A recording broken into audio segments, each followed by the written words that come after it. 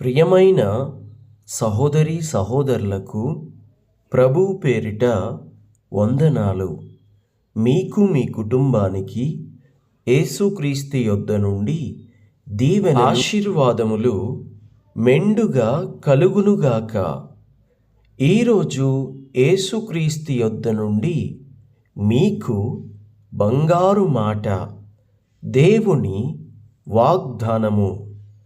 యెహోషువ గ్రంథము 1వ అధ్యాయము 5వ వచనము. నీవు బ్రతుకు దినములన్నిటను ఏ మనుష్యుడును నీ ఎదుట నిలువలేక యుండును. నేను మోషేకు తోడై ఉండినట్లు నీకును తోడై ఉందును. దేవునికి మహిమ కలుగునుగాక. యెహోషువతో దేవుడు మాట్లాడుతున్నాడు. నేను నీకు తోడై ఉంటా.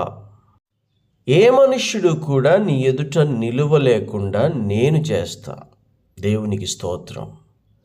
యెహోషువతో దేవుడి మాటలు మాట్లాడుతున్నాడు. ఈ యెహోషువ గ్రంథము 1వ అధ్యాయంలో మోషే తర్వాత యెహోషువను నాయకుడిగా నియమించుకోవడం అనేది ఒకటి ఉంటుంది. వాగ్దానపు దేశపు సరిహద్దులను విశాలపరచటము అనేది ఒకటి ఉంటుంది. యెహోషువకు సహాయం చేస్తానని దేవుడు వాగ్దానం చేయడం, యోర్దాను నది దాటడానికి జనులను సిద్ధపరచడం అనేటువంటి అంశాలు ఈ 1వ అధ్యాయంలో ఉన్నాయి. అయితే దేవుడు ఎంత గొప్ప దేవుడంటే, తన ప్రజలను అనాథలుగా విడవక తన ప్రజల పక్షాన ఒక నాయకుడిని ఏర్పాటు చేస్తున్నాడు దేవుడు. వాగ్దాన భూమికి తప్పక వారిని చేర్చాలి. పాలు తేనెలు ప్రవహించే దేశాన్ని వారికి చూపించాలి. ఏమీ దేవునికి అంత అవసరం అంటే, దేవుడు నీతిమంతుడు, దేవుడు నీతి సూర్యుడు. మాట ఇచ్చి తప్పుటకు ఆయన నరుడు కాదు. అందుకనే దేవుడు మోషే విధేయత చూపించిన నాయకుడు,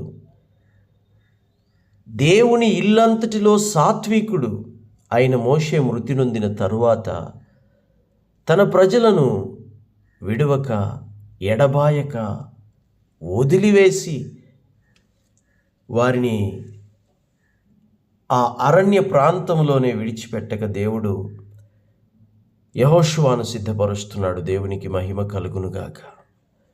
సిద్ధపరచడమే కాదు, యెహోషువకు దేవుడు వాగ్దానాలు కూడా చేస్తూ ఉన్నాడు.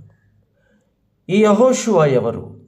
ఈ యెహోషువ మోషే యొక్క పరిచారకుడు, నమ్మకస్తుడు. నమ్మకస్తులకు దీవెనలు మెండుగా కలుగుతాయి. ఇదిగో ఇక్కడ నమ్మకస్తునికి దేవుడు నాయకుడు అనే దీవెననిస్తున్నాడు. దేవునికి మహిమ కలుగునుగాక. ఆ నాయకుడితో మాట్లాడుతున్నాడు దేవుడు ఇదే అధ్యాయం 2వ వచనంలో నుండి. కాబట్టి నీవు లేచి, నీవును ఈ జనులను యోర్దాను నది దాటి నేను ఇశ్రాయేలీయులకిచ్చుచున్న దేశమునకు వెళ్ళుడి. నేను మోషేతో చెప్పినట్లు మీరు అడుగుపెట్టు ప్రతి స్థలమును మీకు ఇచ్చుచున్నాను. అరణ్యమును ఈ లెబానోను మొదలుకొని మహానది అయిన యూఫ్రటీసు నది వరకును, హిత్తీయుల దేశమంతయు పడమట మహాసముద్రము వరకును మీకు సరిహద్దు. నీవు బ్రతుకు దినములన్నిటిను ఏ మనుష్యుడును నీ ఎదుట నిలువలేకయుండును. నేను మోషేకు తోడయ్యుండినట్లు నీకును తోడయ్యుందును. నిన్ను విడువను, నిన్ను ఎడబాయను. నిబ్బరము కలిగి ధైర్యముగా నుండుము. వారికిచ్చెదనని వారి పితరులతో ప్రమాణము చేసిన ఈ దేశమును నిశ్చయముగా నీవు ఈ ప్రజల స్వాధీనము చేసెదము. అయితే నీవు నిబ్బరము కలిగి జాగ్రత్తపడి బహుధైర్యముగా నుండి నా సేవకుడైన మోషే నీకు ఆజ్ఞాపించిన ధర్మశాస్త్రం అంతటి చొప్పున చేయవలెను. నీవు నడుచు ప్రతి మార్గమున చక్కగా ప్రవర్తించున్నట్లు దాని నుండి కుడికి గాని ఎడమకు గాని తొలగకూడదు.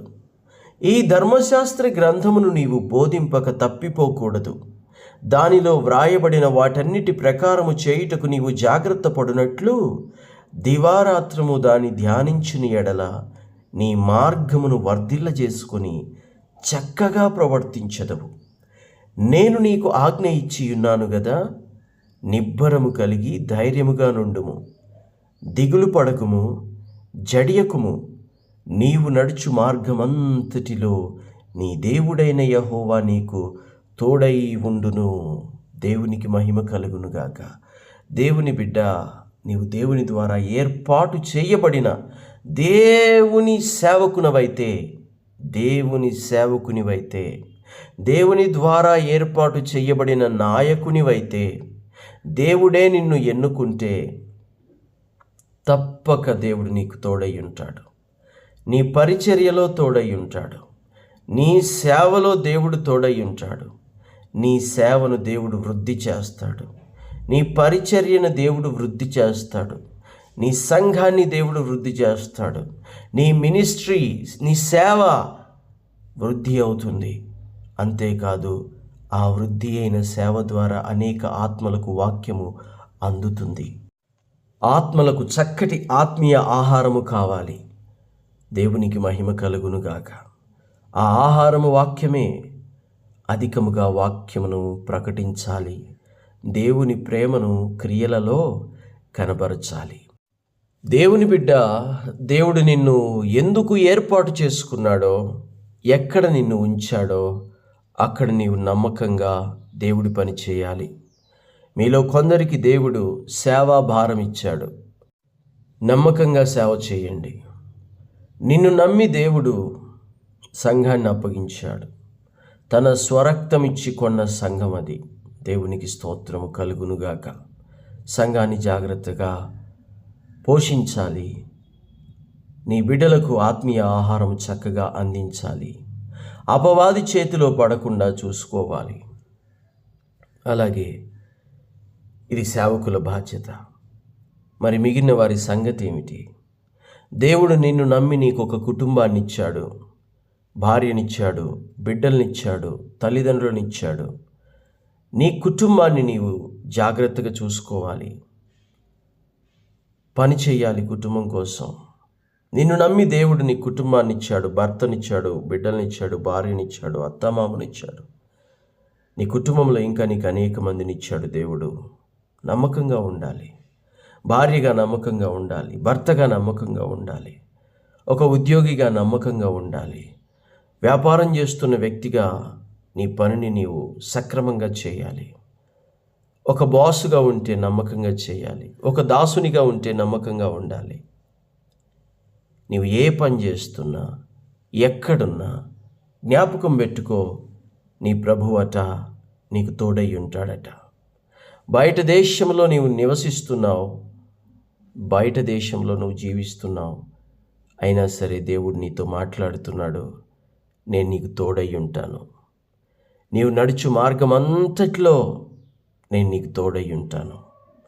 దేవునికి మహిమ కలుగునుగాక.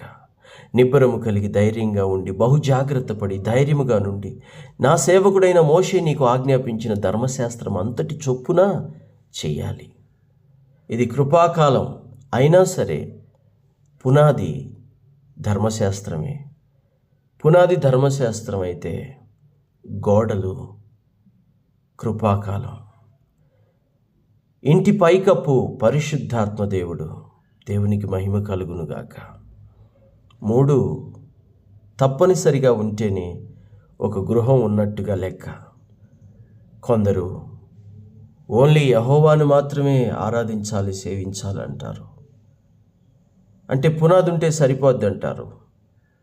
కొందరు యేసుని మాత్రమే నమ్మితే చాలు, ఆయన నామంలో బాప్తిజం తీసుకుంటే చాలు అంటారు. అంటే పునాది వద్దంటారు, పైకప్పు వద్దంటారు. కొందరు పరిశుద్ధాత్మ దేవుడు నడిపిస్తున్నాడు అని చెప్పి, పరిశుద్ధాత్మ మాట్లాడాడు అని చెప్పి వాక్యము క్రియల్లో ఉండదు. యేసయ్య చెప్పిన జీవితము, జీవించిన జీవితము క్రియల్లో ఉండదు. ఓన్లీ ఆత్మ, పరిశుద్ధాత్మ, పరిశుద్ధాత్మ అంటూ పరిశుద్ధాత్మానుసారంగా జీవిస్తున్నట్లు కొందరు జీవిస్తారు. ఒక ఇంటికి పునాది అవసరం, గోడలు అవసరం, పైకప్పు అవసరం. ఈ 3 ఉంటేనే ఇల్లు నిలుస్తుంది. దేవునికి మహిమ కలుగునుగాక. అర్థం చేసుకొని జీవించండి. ప్రార్థన. తండ్రి, మీకు వందనాలు దేవా, స్తోత్రాలు అయ్యా. యెహోషువను బలపరుస్తున్నావు, యెహోషువకు ధైర్యాన్ని ఇస్తున్నావు తండ్రి. యెహోషువకు ధైర్యాన్ని ఇచ్చిన రీతిగాని ఈరోజు ఈ వాక్యం వింటున్న బిడ్డలకి ధైర్యాన్ని ఇస్తున్నావు, బలపరుస్తున్నావు, వాగ్దానం చేస్తున్నావు. మీ వాగ్దానం ప్రకారం అన్ని చోట్ల, అన్ని విషయాలలో మాకు తోడుగా ఉండి నడిపించమని, బలపరచమని, వాగ్దాన భూమికి, కానాను దేశానికి నడిపించమని యేసు నామములో ప్రార్థించుచున్నాము తండ్రి. Amen, amen.